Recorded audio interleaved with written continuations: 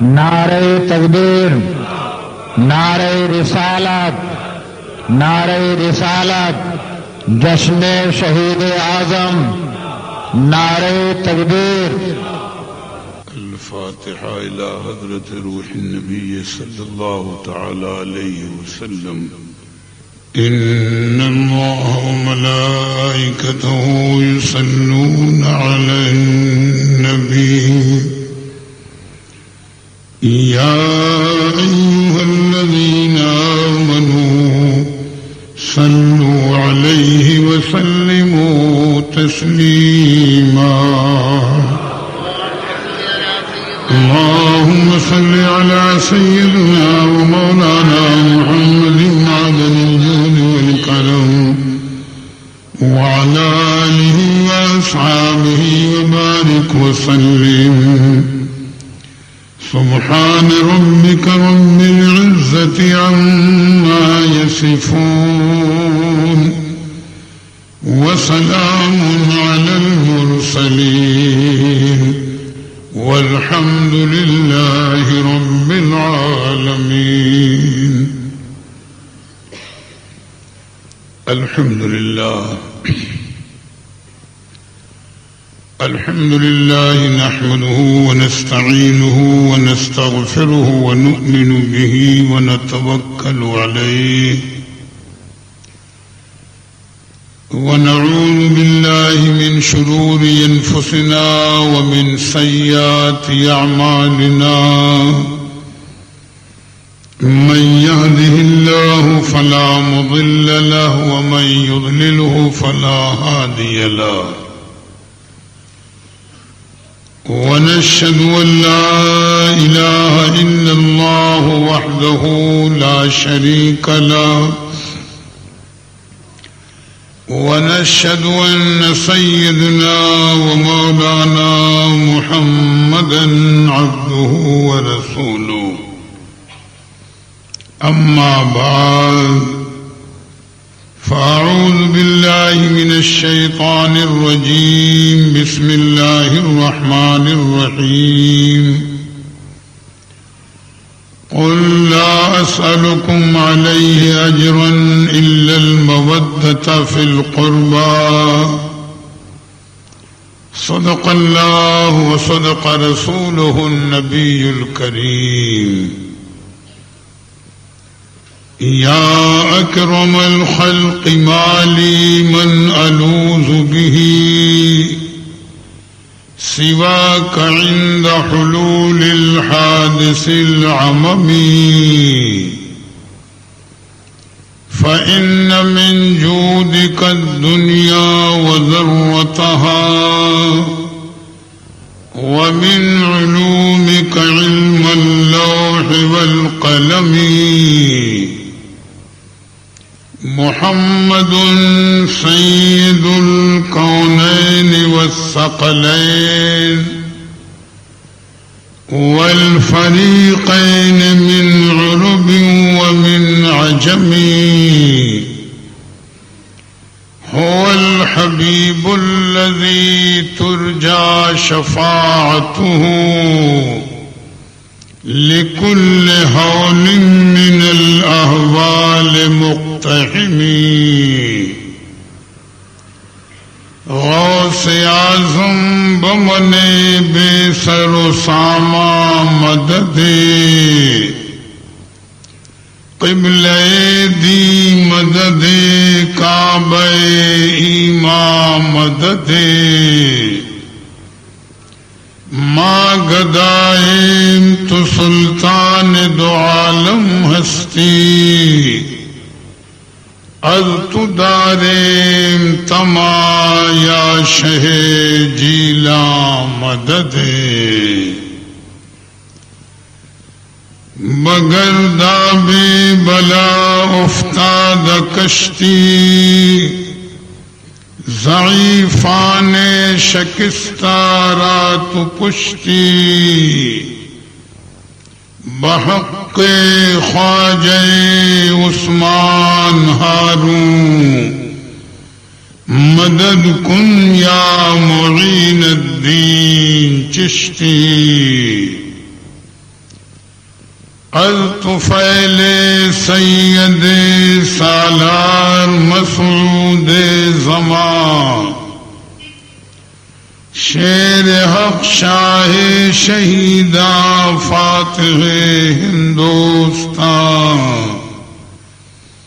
فاتح و غالب کنم بر ہر یکی از دشمنا، ہمرا خوشحال گرداں اے خدائے دو جہاں۔ ایک مرتبہ ادب کے ساتھ درود پاک کا نذرانہ پیش کریں۔ اللہم صلی علی سیدنا و مولانا محمد معدن الجود والکرم وعلى آلہ واصحابہ وبارک وسلم صلاۃ و سلام علیک یا رسول اللہ صلی اللہ تعالی علیہ وسلم۔ محترم حضرات، سیدنا امام حسین شہید کربلا رضی اللہ تعالی عنہ کی یاد میں جو 6 روز کا جشن منانے کا پروگرام رکھا گیا ہے،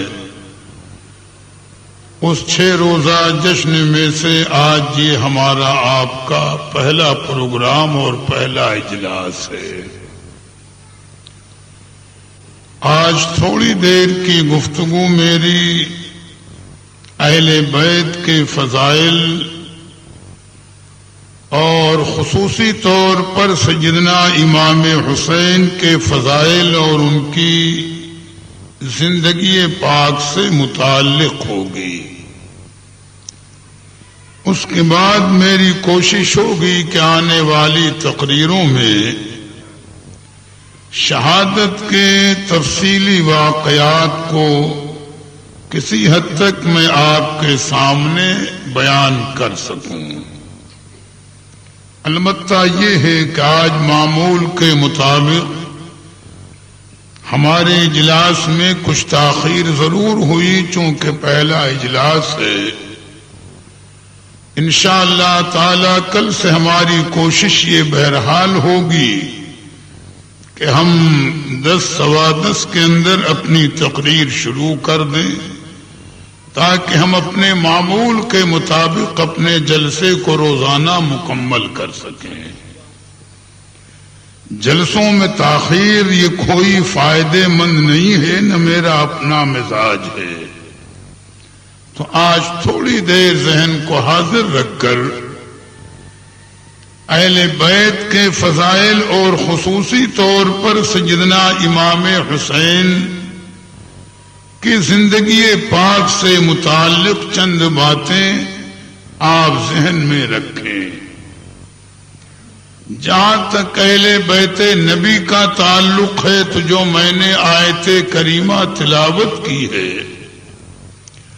اگر آدمی اسی پر غور کرے سنجیدگی کے ساتھ تو ایک بڑا اہم مسئلہ حل ہو جاتا ہے، اور وہ مسئلہ یہ کہ یزید کا ناحق اور باطل ہونا ثابت ہو جائے گا اور امام حسین کا حق پر ہونا ثابت ہو جاتا ہے۔ اگر آدمی غور کرے سنجیدگی کے ساتھ، کیوں کہ پروردگار عالم ارشاد فرماتا ہے اپنے پیارے محبوب سے کہ قل، یعنی اے میرے پیارے محبوب آپ ارشاد فرما دیجئے اپنے امتیوں سے، اپنے غلاموں سے آپ ارشاد فرما دیجئے۔ کیا ارشاد فرمائیے؟ لا اسألکم علیہ اجرا، یعنی میں تم سے کوئی معاوضہ طلب نہیں کرتا۔ جو میں نے تم تک دین کی، ایمان کی، شریعت کی باتیں پہنچائی ہیں، اور میں نے جو تبلیغ دین کی ہے، میں اس کا تم سے کوئی بدلہ نہیں چاہتا کہ تم مجھے کوئی بدلہ دو، یا تم اس کا کوئی معاوضہ مجھے دو.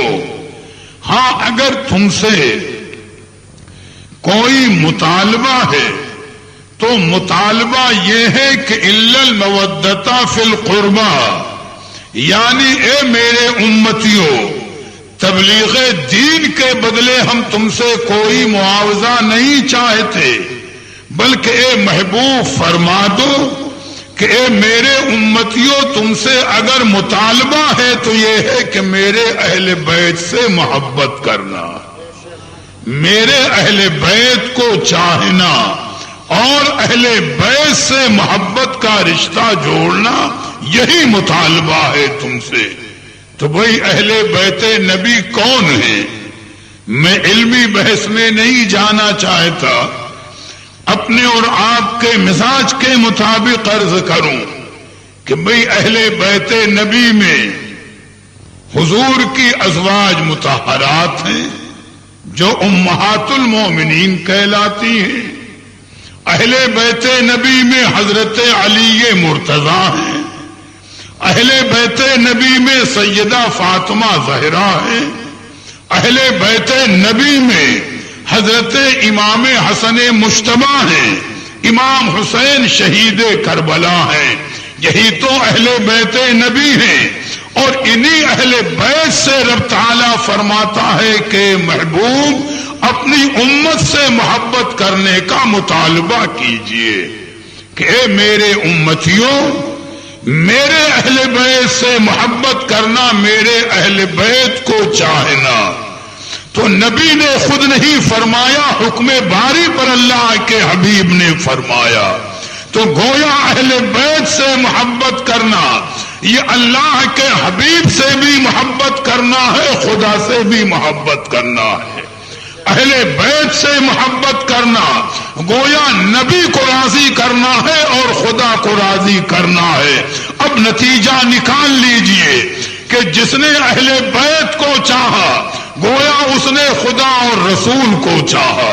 جس نے اہل بیت کو چاہا اس نے خدا اور رسول کو راضی کیا، اور جو اہل بیت سے ٹکرایا گویا اس نے اللہ و رسول کو ناراض کیا. تو نتیجہ ظاہر ہے کہ میدان کربلا میں یزید امام حسین سے ہی تو ٹکرایا ہے، امام حسین کا ہی تو مقابلہ کیا. تو یہ ماننا پڑے گا کہ جب اس نے دشمنی اہل بیت سے کی تو وہ ناحق پر ہے اور باطل پر ہے، اور میرے حسین حق پر ہیں. یا نتیجہ یہی ظاہر ہو جاتا ہے.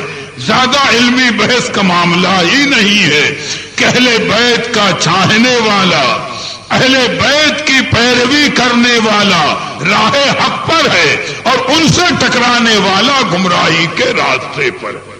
اللہ تبارک و تعالی اپنے حبیب کے اہل بیت کی محبت ہمارے آپ کے دلوں میں جاگزی فرما دے. اور ایک حدیث پاک اور سن لے، بات آ گئی ہے سمجھانے کے لیے کہ سرکار نے ارشاد فرمایا کہ ترکت فیکم الثقلین، یعنی اے میرے امتیوں، میں تم میں دو بھاری چیزیں چھوڑ کر جا رہا ہوں. سرکار فرماتے ہیں ترکت فیکم الثقلین، یعنی اے میرے امتیوں، میں تمہارے پاس، تمہارے درمیان دو بھاری چیزیں چھوڑ کر جا رہا ہوں. دو چیزیں کیا ہیں؟ القرآن و اطرتی. ایک تو میں تمہیں قرآن دے کر جا رہا ہوں اور دوسرے اپنے اہل بیت دے کر جا رہا ہوں. اور پھر سرکار نے فرمایا فَإِن تَمَسَّكْتُمْ لن تضلوا بعدی ابدا، یعنی اگر اے میرے امتیوں، اگر تم نے ان دونوں چیزوں کو مضبوطی سے پکڑ رکھا، یعنی قرآن مجید کو بھی اور میرے اہل بیت کو بھی، تو تم قیامت تک کبھی گمراہ نہ ہوگے، تم راہ راست پر رہو گے. تو اہل بیت کی شان ظاہر ہے، اہل بیت کا مقام ظاہر ہے کہ ان کے ساتھ رہنے والا راہ حق پر ہے اور ان سے ٹکرانے والا گمراہی کے راستے پر ہے. بات ظاہر ہے اپنے طور پر تو یہی دعا مانگنا کہ پروردگار عالم ہمارے دلوں میں اپنے نبی کے اہل بیت کی محبت کو بسا دے، ہمارے دلوں میں ان کی محبت کو جاگزی فرما دے کہ ان کی یہی محبت یہ ہمارے لیے بخشش و نجات کا ذریعہ ہے۔ یہیں پر ایک بحث تھوڑی دیر کے لیے میاں سرکار نے اپنے اہل بیت کو ہمارے درمیان چھوڑا اور اہل بیت نبی کا مقام تو ضمناً بات سمجھانے کی ہے، ذہن کو حاضر رکھیں، سیدنا امام حسین کے کردار و عمل کی بات، چونکہ انہی سے متعلق شہادت کے واقعات کو ہمیں تفصیلاً آپ کے سامنے پیش کرنا ہے، آپ کے سامنے بتانا ہے کہ سیدنا امام حسین کی شان، ان کا مقام اور ان کا درجہ کیا ہے کہ رب تعالیٰ نے انہیں کتنا عالی اور اونچا مقام عطا فرمایا ہے۔ سرکار کی یہ حدیث پاک ہے کہ میرے آقا نے ایک مقام پر تو اپنے دونوں نواسوں کے متعلق فرمایا کہ محبتہما موجب النجات، یعنی میرے دونوں شاہزادوں سے، میرے دونوں نواسوں سے محبت کرنا یہ مومن کے لیے نجات اور بخشش کا ذریعہ ہے۔ یہی کیا کم نعمت ہے، یہی کم کیا دولت ہے۔ اور دوسرے موقع پر سرکار نے فرمایا کہ من احبہما فقد احبنی ومن ابغضہما فقد ابغضنی، یعنی جس نے میرے ان دونوں نواسوں سے محبت کی اس نے گویا مجھ سے محبت کی، اور جس نے ان سے دشمنی کی اس نے گویا مجھ سے دشمنی کی۔ تو نتیجہ ظاہر ہے کہ امام حسین سے محبت کرنا گویا اللہ کے حبیب سے محبت کرنا ہے، اور ان سے دشمنی کرنا گویا اللہ کے حبیب سے دشمنی کرنا ہے۔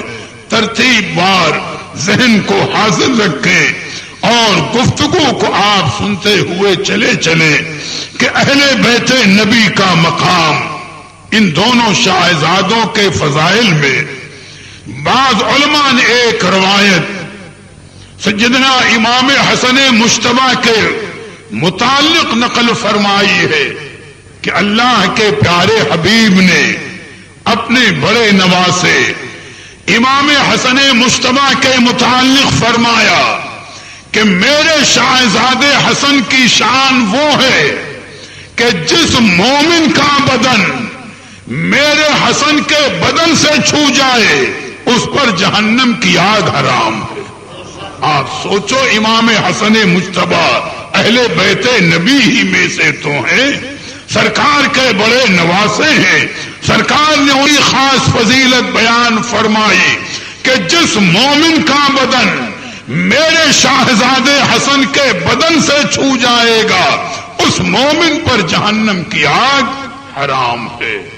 اور پھر یہیں پر ایک روایت میں نے اکثر و بیشتر عرض کی ہے، موقع کے اعتبار سے عرض کرتا چلوں کہ اللہ کے پیارے حبیب نے صحابہ سے ارشاد فرمایا، اے صحابہ انما سمیتو بنتی فاطمہ، سرکار فرماتے ہیں کہ اے میرے صحابہ میں نے اپنی شاہزادی کا نام فاطمہ رکھا ہے۔ سرکار صحابہ سے فرماتے ہیں کہ انما سمیتو بنتی فاطمہ، میں نے اپنی شاہزادی کا نام فاطمہ رکھا ہے۔ تو اے میرے صحابہ جانتے ہو کہ میں نے اپنی شاہزادی کا نام فاطمہ کیوں رکھا؟ اس کی وجہ تمہیں معلوم ہے؟ سرکار صحابہ سے دریافت فرما رہے ہیں اشارے اور کنایے میں کہ کیا تمہیں اس وجہ کا علم ہے کہ میں نے اپنی شاہزادی کا نام فاطمہ کیوں رکھا؟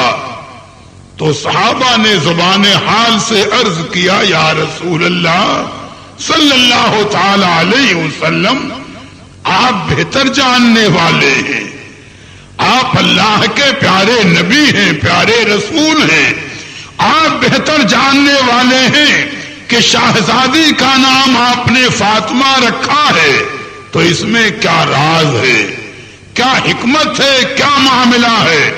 تو سرکار جواب ارشاد فرماتے ہیں کہ صحابہ سنو، انما سمیت بنتی فاطمہ، میں نے اپنی شاہزادی کا نام فاطمہ اس لیے رکھا ہے کہ لأن اللہ فطمہا ومحبیہا من النار، میں نے اپنی شاہزادی کا نام فاطمہ اس لیے رکھا ہے کہ اللہ تبارک و تعالی نے میری شاہزادی فاطمہ زہرا کو اور ان کے چاہنے والوں کو جہنم سے آزاد کر دیا ہے۔ اب اس سے بڑھ کر فضیلت کیا ہوگی؟ سرکار فرما رہے ہیں کہ اللہ تبارک و تعالی نے میری شاہزادی فاطمہ زہرا کو اور ان سے نسبت رکھنے والوں کو اللہ نے جہنم سے آزاد فرما دیا۔ تو گویا محبت امام حسن مجتبی ہو یا محبت امام حسین ہو یا محبت سیدہ فاطمہ زہرا ہو، یہ سب چیزیں ہمارے لیے نجات کا ذریعہ ہیں، اس لیے کہ یہ سب اہل بیت نبی میں سے ہیں، ان میں ان سے محبت کرنا نجات کا ذریعہ ہے۔ حضرت علی مرتضی کی شان میں نے بھی حدیث پاک عرض کی ہے بارہا، اور علماء نے بھی ممکن ہے ذکر کیا ہو کہ پہلی حدیث پاک ذہن میں تو یہ رکھ لیں، کیونکہ اہل بیت کے فضائل پر بات چل رہی ہے کہ سرکار نے فرمایا کہ النظر الی وجہ علی عبادہ، علی مرتضی کے چہرے کو دیکھنا عبادت ہے۔ سرکار نے فرمایا النظر الی وجہ علی عبادہ، علی مرتضی کے چہرے کو دیکھنا عبادت ہے۔ ہمارا یقین، ہمارا عقیدہ کہ اللہ کے پیارے حبیب نے جو فرمایا وہ حق اور سچ ہے۔ عبادت کا مطلب یہ ہوتا ہے کہ آدمی وہ کام کرے جس پر اسے ثواب ملے۔ تو گویا علی مرتضی کے چہرے کو دیکھنا جب عبادت ہے تو گویا ان کا چہرہ دیکھنا ہمارے لیے باعث ثواب ہے۔ لیکن یہ مسئلہ بہرحال سامنے آئے گا کہ یہ مقام تو اسے حاصل ہو سکتا ہے یا ہوا کہ جس نے حضرت علی مرتضی کا زمانہ پایا، ان کی حیات ظاہری میں ان کو دیکھا، یا پھر یہ تعویل کر لی جائے کہ کسی کا نصیبہ بیدار ہو اور اسے خواب میں حضرت علی مرتضی کا دیدار ہو جائے، بھئی وہی تو یہ ثواب حاصل کر سکتا ہے، وہی تو یہ عبادت کر سکتا ہے۔ لیکن آج ان کے وصال کو صدیاں گزر گئی، ہم نے ان کا دور نہیں پایا، ہم نے ان کا زمانہ نہیں پایا، تو آخر یہ مرتبہ اور مقام ہم کیسے حاصل کر سکتے ہیں؟ تو اللہ کے پیارے حبیب کی رحمت بڑی وسیع ہے، سرکار کی رحمت بڑی وسیع ہے، کسی کو محروم نہیں فرمایا۔ تو سرکار نے یہ بھی فرمایا جہاں یہ ارشاد کہ النظر الی وجہ علی عبادہ، کہ علی مرتضی کے چہرے کو دیکھنا عبادت، وہیں پر آگے میرے آقا فرماتے ہیں وہ ذکرہ عبادہ، اور علی مرتضی کا ذکر کرنا یہ بھی عبادت ہے۔ میاں چلو ہم نے دیکھا نہیں، دیدار کا معاملہ نہیں، لیکن ذکر کر تو رہے ہیں، ذکر سن تو رہے ہیں۔ تو سرکار فرماتے ہیں وہ ذکرہ عبادہ، اور علی مرتضی کا ذکر کرنا یہ بھی عبادت ہے۔ میاں دیدار ہو تو عبادت، ذکر ہو تو عبادت۔ تو علی مرتضی بھی تو اہل بیت نبی میں سے ہیں۔ اور دوسری حدیث پاک میں سرکار نے بڑے واضح لفظوں میں ارشاد فرمایا، درود پاک پڑھنے تو بات میں عرض کر دوں.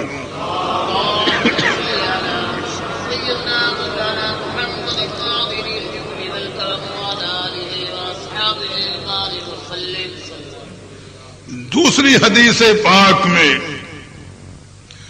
اللہ کے پیارے حبیب نے بڑی وضاحت کے ساتھ ارشاد فرمایا مثال دیتے ہوئے کہ حب علی یاکل الذنوب کما یاکل النار الحطب. سرکار فرماتے ہیں کہ جس طرح آگ لکڑی کو جلا کر خاک کر دیتی ہے، آگ کا کام ہے جلا دینا، اچھی بھلی چیز کو خاک بنا دینا، آگ کا کام ہی جلانا اور خاک کرنا ہے. تو سرکار فرماتے ہیں کہ جس طریقے پر آگ لکڑی کو جلا کر کے خاک کر دیتی ہے، ایسے ہی جس مومن مرد عورت کے دل میں علی مرتضی کی سچی محبت ہوگی تو علی مرتضی کی محبت مومن کے گناہوں کو جلا کر خاک کر دیتی ہے اور مومن کو گناہ سے پاک کر دیتی ہے. اب ہر آدمی اپنا جائزہ لے کہ اس کے دل میں کتنی محبت ہے حضرت علی مرتضی کی، کتنی عقیدت ہے حضرت علی مرتضی سے. میاں جیسی عقیدت ہوتی ہے ویسے ہی آدمی فیض پاتا ہے. نام لینا الگ ہے لیکن عقیدت اور نسبت پر قائم رہنا اور مضبوط ہونا یہ الگ چیز ہے. یہ اللہ کی دین ہے کہ جس کو وہ نسبت کامل میسر آ جائے، جس کو عقیدت کامل میسر آ جائے، اور جتنی زیادہ عقیدت ہے اتنا ہی ہمارے لیے فیضان ہے. تو میں نے حضرت علی مرتضی کی، سیدہ فاطمہ زہرا کی، سیدنا امام حسن مجتبی کی محبت کا تذکرہ کیا، اور اب ضمناً سیدنا امام حسین شہید کربلا رضی اللہ تعالی عنہ کی محبت کا تھوڑا سا تذکرہ ہم کرتے چلے کہ میاں ان کی شان اور ان کا مقام کیا ہے. علماء سیر نے ذکر کیا ہے کہ ایک مرتبہ اللہ کے پیارے حبیب روحی فدا ہو جناب محمد الرسول اللہ صلی اللہ تعالی علیہ وسلم مدینہ طیبہ کی ایک گلی سے تشریف لے جا رہے ہیں. سرکار مدینہ شریف کی ایک گلی سے گزر رہے ہیں. چند چھوٹے چھوٹے بچے کھیل رہے تھے. انہی بچوں میں سے ایک بچے کو اللہ کے پیارے حبیب نے اٹھایا، اپنی گود میں لیا، پیار فرمایا اور پھر گود سے اتار کر سرکار آگے بڑھ گئے. بھئی سرکار کی کرم نوازی اور رحمت. صحابہ نے ادب سے عرض کیا یا رسول اللہ صلی اللہ تعالی علیہ وسلم، اس بچے کی کوئی خاص ادا ہے، کوئی خاص وجہ ہے کہ آپ نے دوسرے بچوں کو چھوڑ کر اسی کو گود میں لیا اور پیار فرمایا اور اپنی رحمتوں سے نوازا؟ کوئی اس کی خاص وجہ ہے؟ تو اللہ کے پیارے حبیب فرماتے ہیں کہ اے میرے صحابہ، بے شک یوں تو مجھے اپنی ساری امت عزیز ہے، اپنے امتیوں کے بچے عزیز ہیں، لیکن اس بچے کی ایک خاص ادا ہے کہ جس نے میری نظر میں اسے بہت زیادہ محبوب بنا دیا ہے. یہ چھوٹا بچہ ہے، بظاہر عمر کے اعتبار سے اس میں یہ عقل، یہ شعور، یہ دانائی نہ ہونی چاہیے، لیکن رب تعالیٰ کی دین، رب تعالیٰ کا کرم اور اس کی ادا یہ ہے کہ ایک مرتبہ میں اسی گلی سے، اسی راستے سے گزر رہا تھا اور میرے شاہزادے حسین کا بھی بچپنا ہے، اسی کے مقابل کم و بیش عمر ہے، تو میرے شاہزادے حسین کا بھی بچپنا ہے. تو میں نے دیکھا کہ میرے شاہزادے حسین آگے چل رہے ہیں اور یہ چھوٹا بچہ میرے شاہزادے حسین کے پیچھے چل رہا ہے، اور قدرت نے یہ شعور اور اسے یہ عقل عطا فرمائی کہ میں نے دیکھا کہ جہاں پر میرے شاہزادے حسین کا قدم پڑتا ہے وہاں کی مٹی یہ بچہ اٹھاتا تھا، اپنے چہرے اور سینے پر ملتا تھا۔ تو جب اس نے میرے حسین کو چاہا، میں نے حسین کے چاہنے والے کو چاہا۔ یا نتیجہ سامنے آ گیا کہ جب اس کی چاہت و عقیدت کا عالم یہ ہے، کسی نے تعلیم تو نہیں دی، کسی نے حکم تو نہیں دیا تھا، اسے بچپنا ہے مگر رب تعالیٰ کی دین کہ اس کی عقیدت یہی ہے کہ جہاں میرے شاہزادے حسین کا قدم پڑتا تھا وہاں کی مٹی اٹھا کر یہ اپنے چہرے اپنے سینے پر ملتا تھا۔ تو جب اس نے میرے حسین کو چاہا تو میں نے حسین کے چاہنے والے کو چاہا۔ کی محبت آپ کے اور ہمارے دلوں میں جاگزی ہو جائے، ان کی بارگاہ سے ہماری عقیدت، ہمارے ادب اور ہماری محبت کا رشتہ مضبوط سے مضبوط تر ہو جائے کہ یہی ہمارے لیے بخشش و نجات کا ذریعہ ہے۔ اب آپ سوچتے چلیں ایک لمحے کے لیے کہ جنہوں نے میدان کربلا میں آل رسول پر ظلم کیا، مظالم کے پہاڑ توڑے، زیادتیوں کی انتہا کر دی، کیا وہ شفاعت رسول کے مستحق ہوں گے؟ کیا وہ رحمت رسول کے مستحق ہوں گے؟ کیا انہیں منہ دکھانے کا حق حاصل ہے نبی کی بارگاہ میں؟ میاں یہ ظالم اس قابل نہیں ہے کہ کل میدان قیامت میں یہ اللہ کے پیارے حبیب کو منہ دکھا سکیں، بلکہ میں نے واقعات میں بیان بھی کیا ہوگا کہ جب یزیدی امام حسین کے لٹے ہوئے قافلے کو لے کر ابن زیاد کے دربار میں جا رہے تھے تو ایک موقع پر انہوں نے شہداء کے سروں کو جو نیزوں پر ٹانگ رکھا تھا، 5واں دن تھا مگر تازہ خون آج بھی ٹپک رہا تھا، ایک گرجے کی دیوار سے ان ظالم یزیدیوں نے شہداء کرام کے سروں کو ٹیک کر کے نیزے کھڑے کر دیے، اور اچانک گرجے کی دیوار شق ہوئی تھی، غیبی ہاتھ نمودار ہوا، اس میں لوہے کا قلم تھا، اور اس غیبی ہاتھ نے لوہے کے قلم کو شہداء کے خون میں ڈبویا، اور گرجے کی دیوار پر عربی زبان میں ایک شعر لکھا کہ اترجو امت قتلت حسینا، اترجو امت قتلت حسینا شفاعت جدہی یوم الحسابی، یعنی جنہوں نے میدان کربلا میں امام حسین کو شہید کیا ہے، قتل کیا ہے، وہ قیامت کے دن ان کے نانا جان کی شفاعت سے محروم ہیں، انہیں شفاعت رسول نصیب نہیں ہوگی، چونکہ وہ باغی ہیں اللہ کے حبیب کے دربار کے۔ میاں اپنوں کی شفاعت ہے، باقی کی شفاعت نہیں ہے۔ تو میں نے ایک بات بتائی کہ ایک طرف اہل بیت نبی کی محبت کا انداز دیکھو، ان کی عظمت کو دیکھو، اور ایک طرف یزیدیوں کے ظلم کو دیکھو۔ ایک تھوڑی دیر کے لیے بحث آ گئی ہے سمجھانے کے لیے، بس 5-7 منٹ کی میری یہ گفتگو ہوگی، ایک مرتبہ درود پاک اور پڑھ لیں۔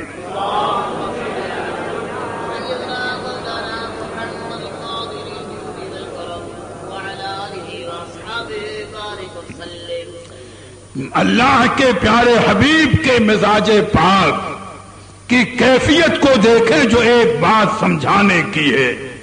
واقعہ تھوڑا سا اپنے موضوع سے ہٹ کر کے ہے۔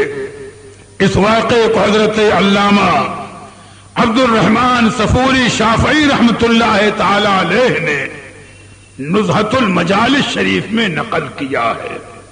واقعہ طویل ہے، یہ میں مختصراً بات عرض کر دوں بات سمجھانے کے لیے۔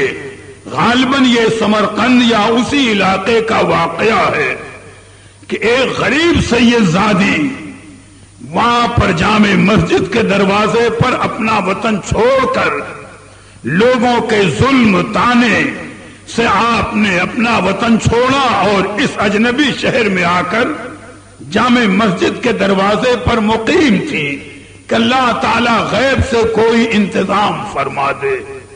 بھئی اللہ کی وہ نیک بندیاں اور جو امتحانات آل رسول کے ہوئے ہیں یہ ان کی شان تھی اور انہی کا مقام تھا کہ وہ اس راہ میں کامیابی سے گزر گئے. یا غیر کی یہ ہمت و مجال نہیں ہے. آپ تشریف فرماتی اتنے میں حاکم شہر کی سواری گزری. مسلمان تھا حاکم شہر. لوگوں نے بتایا کہ یہ شہر کا حاکم ہے. آپ کھڑی ہوئی نہایت احتیاط کے ساتھ شرعی پردے کا لحاظ کر کے اس کے قریب آئی یہ سوچ کر کے شہر کا حاکم ہے مسلمان ہے ممکن ہے میرے لیے کوئی انتظام کر دے. آپ نے جا کر اپنا تعارف کراتے ہوئے اس سے کہا کہ میں ایک غریب سید زادی ہوں اس شہر میں اجنبی ہوں ہو سکے تو میرے لیے کچھ انتظام کر دے. تم یا دولت اور حکومت یا طاقت کا غرور کسی چیز کا ہو برا ہے. اسے دولت و طاقت اور حکومت کا غرور تھا. مغرورانہ انداز میں اس نے بڑی بے رخی سے کہا کیا ثبوت ہے کہ آپ سید زادی ہیں. اتنا ہی جملہ اس نے کہا اور کوئی بات نہیں کہی کوئی ظلم اور نہیں کیا. اتنا ہی جملہ کہا کیا ثبوت ہے کہ آپ سید زادی ہیں. میاں یہ سید زادی اولاد رسول تھی. ان کا مزاج بدل گیا. فرمایا معمولی دنیا کے لیے مجھے تیرے سامنے اپنا حسب و نسب بیان کرنے کی حاجت نہیں. آپ رخ بدل کے تشریف لے آئی اپنی جگہ پر بیٹھ گئی. اس کی سواری گزر گئی. تھوڑی دیر میں پھر ایک جلوس گزرا. لوگوں نے کہا یہ بھی اس شہر کا ایک دوسرا حاکم ہے لیکن مذہب کے اعتبار سے یہ مجوسی ہے یعنی آتش پرست ہے.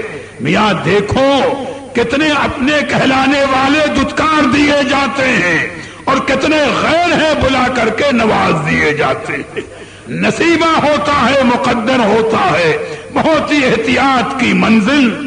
یہ سید زادی پھر اٹھی اس مجوسی حاکم کے قریب آئی. فرمایا میں تیرے شہر میں اجنبی ہوں تو قلعے کا ایک حاکم ہے ہو سکے تو میرے لیے کچھ انتظام کر دے. اگر وہ انکار کرتا تو بات بظاہر ممکن تھی کہ دوسرے مذہب کا ہے اسے کیا تعلق. لیکن اللہ تعالی کی رحمت جسے اپنی جانب کھینچ لے اس نے بڑے ادب سے کہا کہ آپ جہاں بیٹھی ہیں تھوڑی دیر کے لیے آپ وہیں بیٹھ جائیں میں ابھی آپ کے لیے مکمل انتظام کرتا ہوں. یہ سید زادی اپنی جگہ آ کر بیٹھ گئی. وہ حاکم وہیں رک گیا.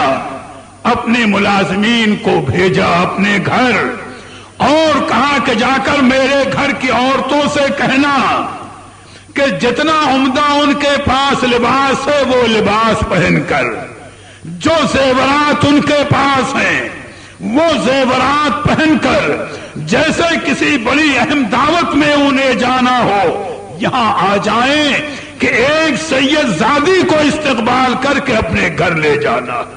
میاں غیر ہے ادب دیکھو اللہ تعالی کی دین دیکھو.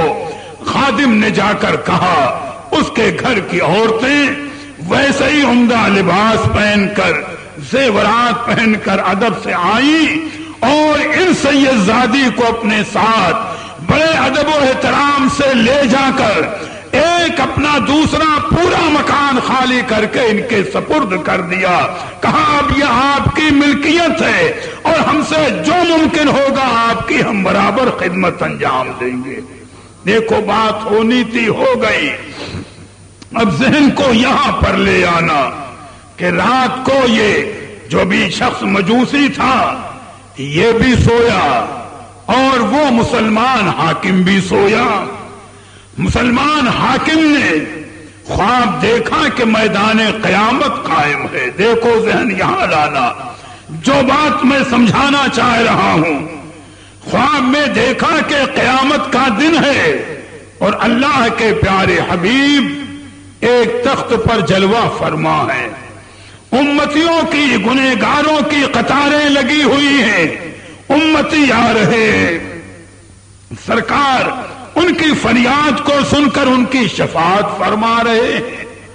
یہ مسلمان بھی لائن میں لگ گیا اور جب سرکار کے قریب پہنچا اور اس نے کہا حضور میں بھی آپ کا امتی ہوں، میری شفاعت فرما دیں، تو سرکار نے رخ پاک اس کی طرف سے پھیرتے ہوئے عالم جلال میں فرمایا تو میرا امتی کہلاتا ہے، امتی ہونے کا ثبوت پیش کر. میاں کہاں سے ثبوت لائے گا؟ ثبوت کہاں سے پیش کرتا؟ پھر سرکار نے فرمایا کہ میری ایک غریب شاہزادی تیرے پاس آئی تو تو نے حسب و نسب کا ثبوت مانگا تھا، اب آج تو امتی ہونے کا ثبوت پیش کر. میاں جب سرکار ہی رد کر دے تو ثبوت کہاں سے آئے گا؟ اتنے میں اس شخص کی آنکھ کھل گئی، بے چین تھا. دیکھو اور کچھ ظلم تو نہیں کیا تھا، اتنا ہی تو کہا تھا سید زادی سے کہ اپنے سید زادی ہونے کا ثبوت پیش کریں، تو مزاج پاک نبی نے اتنا بھی برداشت نہیں فرمایا، میرے آقا کو اتنا بھی گوارا نہیں ہوا. تب سوچو کہ میدان کربلا میں یزیدیوں نے ظلم کرنے میں جب کوئی کمی نہیں چھوڑی تو وہ کون سا منہ لے کر نبی کے دربار میں جائیں گے؟ فیصلہ کرو اور سوچو کہ اہل بیت پاک کتنے عزیز اور محبوب ہیں اللہ کے پیارے حبیب کو. اب دوسرا رخ دیکھو، یہ مسلمان حاکم خواب سے بیدار، جب سرکار ہی دھتکار دے تو پناہ کہاں ملے گی؟ صبح تک بے قراری کے عالم میں اٹھا، پتہ لگایا کہ وہ سید زادی کس کے یہاں ہیں. تو لوگوں نے بتایا فلاں محلے میں جو قلعے کا دوسرا حاکم ہے غالباً وہ سید زادی اس کے یہاں ہے، اور اس حاکم کے یہاں تو عید کی جیسی خوشی ہے آج. لوگوں نے بتایا کہ ان حاکم کے گھر میں آج تو عید جیسی خوشی ہے. یہ مسلمان ان کے پاس آیا. میاں دنیا دار بڑا مطلب کا ہوتا ہے، سوچتا ہے دولت کے ذریعے ہم کیا کیا خرید لیں گے، مگر عاقبت کا سودا دولت سے نہیں ہوتا. آدمی جائزہ لے. یہ مسلمان حاکم ان کے قریب آیا اور ان سے پوچھا، جو ابھی جن کو مجوسی سمجھ رہا تھا، کہ کیا وہ سید زادی تیرے مکان میں ہیں؟ انہوں نے کہا میرے گھر میں ہے، میری خوش نصیبی ہے. تو اس نے کہا جتنی دولت چاہے لے لو، لیکن ان سید زادی کو میرے سپرد کر دو. تو وہ شخص جس کو یہ مجوسی سمجھ کے گیا تھا اس نے برجستہ جواب دیا وَلَوْ بِمِئَةِ أَلْفِ دِرْهَمٍ، یعنی اگر تم لاکھوں بھی دینار دو تمہیں یہ دولت تمہیں نہیں دوں گا. اس نے کہا چاہے تم مجھے لاکھوں کی دولت دو لیکن میں یہ دولت تمہیں نہیں دوں گا. اور اس کے بعد انہوں نے کہا سن اے مسلمان، رات تو نے بھی خواب دیکھا ہے اور میں نے بھی خواب دیکھا ہے. جو خواب تو نے دیکھا تو جان رہا ہے کہ نبی کا برتاؤ تیرے ساتھ کیا تھا، اور میں نے بھی خواب میں اللہ کے پیارے حبیب کو دیکھا کہ میرے آقا نے ازراہ کرم میرے گھر میں قدم رنجا فرمایا. سرکار میرے مکان میں تشریف لے آئے اور مجھے مخاطب کر کے فرمایا کہ جب تو نے میری شاہزادی کی اتنی خدمت کی ہے کہ تو نے دنیا میں ان کے لیے رہنے کا اچھا مکان اور جملہ انتظامات کر دیے ہیں، تو میں تجھے جنت میں مکان عطا کر رہا ہوں اور تجھے کلمہ پڑھا کر مسلمان بناتا ہوں. اور اسی وقت سرکار نے مجھے میرے اہل و عیال کو کلمہ پڑھا کر کے مسلمان بنایا اور فرمایا کہ نگاہ اٹھا کر دیکھ انت واہلک فی الجنہ، تو نے میری شاہزادی کو دنیا کا مقام دیا ہے، لیکن میں نے تجھے اور تیرے بال بچوں کو جنتی مکان عطا فرما دیا۔ میاں دونوں پہلو سامنے آ گئے، آدمی اندازہ لگا لے۔ لہذا دعا مانگو کہ وہ شاہزادی کتنے پشتوں کے بعد اولاد رسول میں ہے، لیکن اللہ کے حبیب کا کرم اور توجہ کس انداز پر ہے، تو یہی پر آدمی غور کرے کہ جن یزیدیوں نے میدان کربلا میں ظلم اٹھایا آل نبی پر، ان کا انجام کیا ہوگا۔ خوش نصیب ہیں وہ مومن کہ جن کے دلوں میں اہل بیت نبی کی محبت جاگزی ہے۔ تو رب تعالی فرماتا ہے قُلْ لَا أَسْأَلُكُمْ عَلَيْهِ أَجْرًا إِلَّا الْمَوَدَّةَ فِي الْقُرْبَى، یعنی اے پیارے محبوب، امتیوں سے آپ فرما دو کہ تبلیغ دین کے بدلے میں تم سے کوئی معاوضہ نہیں چاہتا، اگر مطالبہ ہے تو تم سے یہ ہے کہ میرے اہل بیت کو چاہنا، اور اس محبت میں تمہاری نجات ہو جائے گی۔ آج میری گفتگو یہی تک ہوگی، کل سے میں واقعات کی ترتیب قائم کرنے کی کوشش کروں گا۔ درود پاک پڑھنے تو پیدائش پاک عرض کر دوں۔ اللہم صلی علی سیدنا و مولانا محمد معدن الجود والکرم وعلی آلہ و اصحابہ وبارک وسلم۔ جب یہ نظام عالم بگڑ چکا تھا، دنیا گمراہ ہو چکی تھی، ہر طرف کفر و شرک کا دور دورہ تھا، تو اس نظام عالم کو سنوارنے کے لیے ہمارے آپ کا آقا و مولا حضور مدنی تاجدار اللہ کے محبوب حضور دانائے غیوب روحی فدا ہو جناب محمد الرسول اللہ صلی اللہ تعالی علیہ وسلم ربیع الاول شریف کے مہینے میں دوشنبے کے دن 12 تاریخ صبح صادق کے وقت با ہزارہ جاہو جلال جلوہ فرما ہوئے سرکار کی آمد پر تمامی انبیاء، حور و غلمہ، ملائکہ، غرض کے ساری کائنات نے ہدیہ درود و سلام پیش کی۔ جانے رحمت پہ لاکھوں سلام، مصطفیٰ جانے رحمت پہ لاکھوں سلام، شمع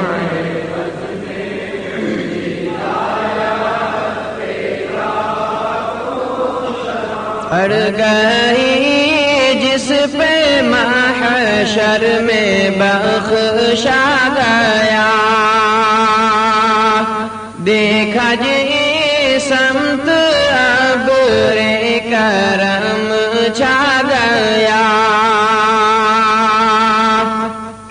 رخ جدھر ہو گیا زندگی پا گیا، جس طرف اٹھ گئی دم میں دم آ گیا، اس نگاہ عنایت پہ مصطفیٰ جانے رحمت شمع بز میں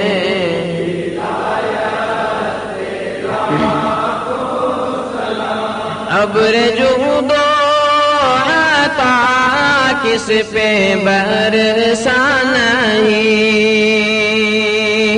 تیرا لطف و کرم کس نے دیکھا نہیں، کس جگہ اور کا تیرا قبضہ نہیں، ایک میرا ہی رحمت میں دعویٰ نہیں، شاہ کی ساری امت پہ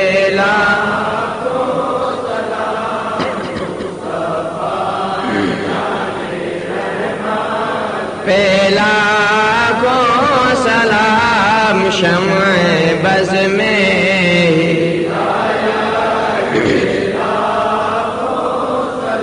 مجھ سے خدمت کے قدسی کہی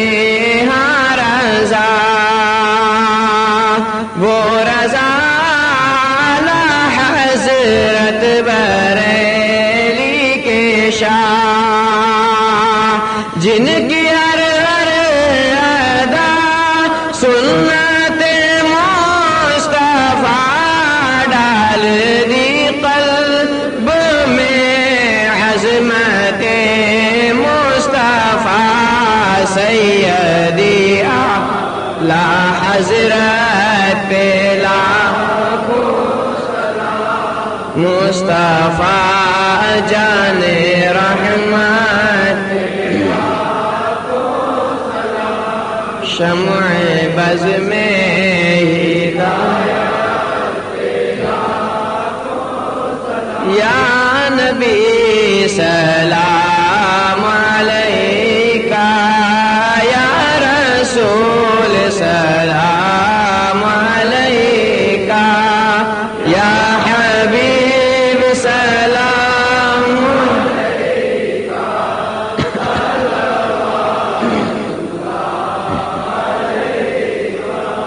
سرور شاہ کریمہ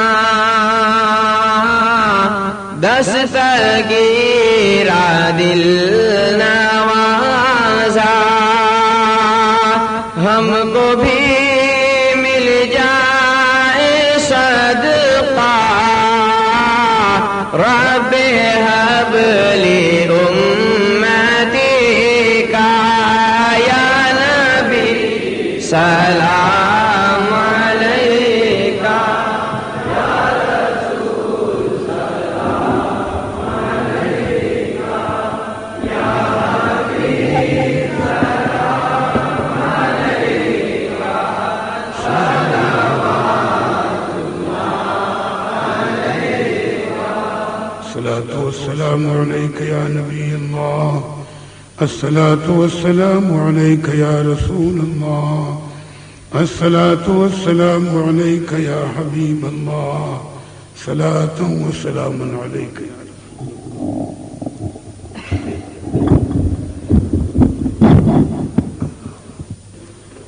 اللهم صل على سيدنا ومولانا محمد معدن الجود والكرم وعلى آلہ وأصحابہ وبارک وسلم یا الہی ہر جگہ تیری عطا کا ساتھ ہو جب پڑے مشکل شہ مشکل کشا کا ساتھ ہو یا الہی بھول جاؤں نظر کی تکلیف کو شادی دیدار حسن مصطفیٰ کا ساتھ ہو یا الہی گور تیرا کی جب آئے سخت رات ان کے پیارے منہ کی صبح جافزہ کا ساتھ ہو یا الہی گرمی محشر سے جب بھڑکے بدن دامن محبوب کی ٹھنڈی ہوا کا ساتھ ہو یا الہی جب زبان باہر آئے پیاس سے صاحب کوثر شہ جود و عطا کا ساتھ ہو یا الہی نام اعمال جب کھلنے لگے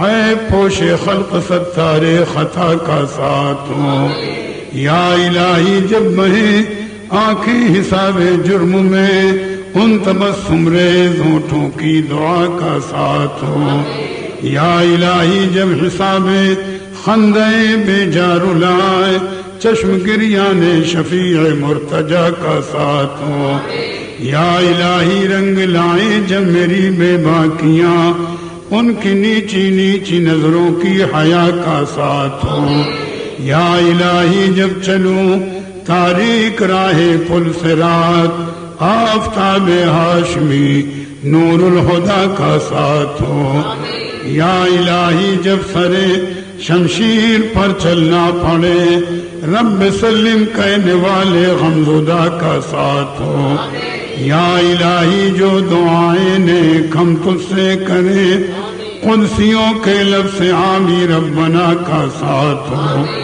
یا الہی جب رضا خواب گرا سے سر اٹھائے دولت بیدار عشق مصطفیٰ کا ساتھ ہو وصلی اللہ تعالی علی خیر خلقی محمد وآلہ وآصحابہ اجمعین برحمتک یا ارحم الراحمین الفاتحہ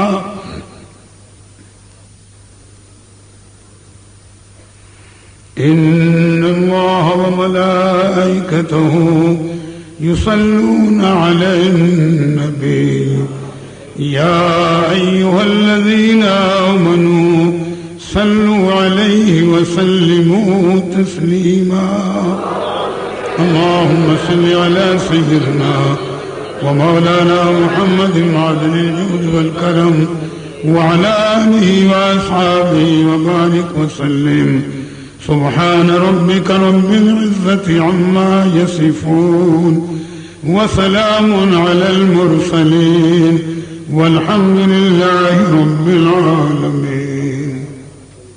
ان کا بعد امام علی مقام شان میں سماعت فرمائیں. ظلم والے پیغمبر پہ ہوتا رہا کربلا کی زمین خون گلتی رہی تھے مقابل میں لاکھوں ستمگر مگر حق کی آواز پھر بھی نکلتی رہی ظلم والے پیغمبر پہ ہوتا رہا.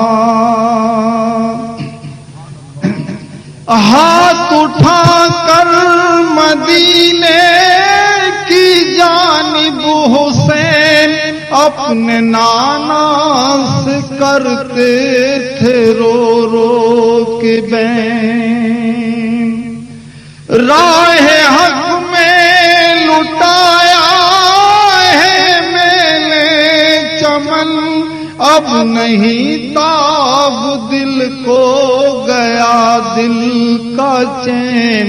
الٹا دستور دنیا کا چلتا رہا کروٹیں یوں زمانہ بدلتا رہا تھے مقابل میں لاکھوں ستمگر مگر حق کی آواز پھر بھی نکلتی رہی ظلم والے پیغمبر پہ ہوتا رہا.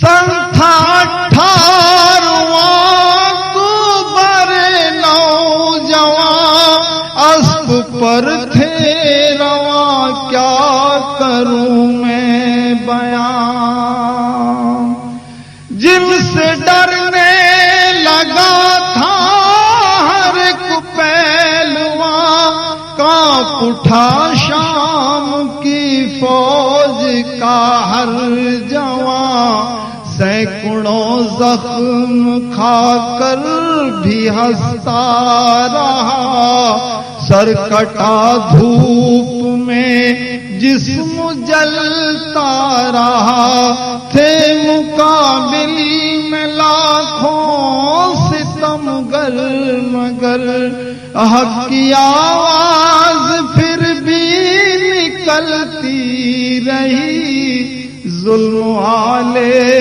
پیغمبر پہ ہوتا رہا. ہائے وہ صورت نور کی مورتیں کربلا کی زمین جس پہ تھی ظلمتیں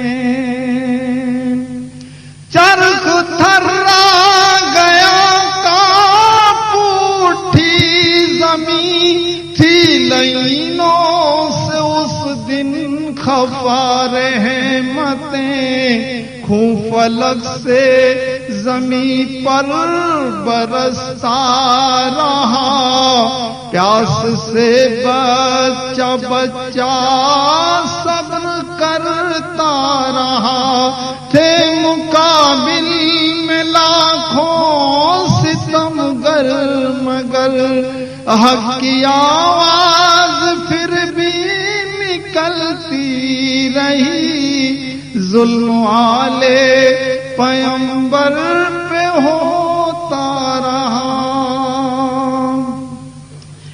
پیاس سے جا بلب ہے سکینہ میری لاؤ مشق و ذوالفقار حیدری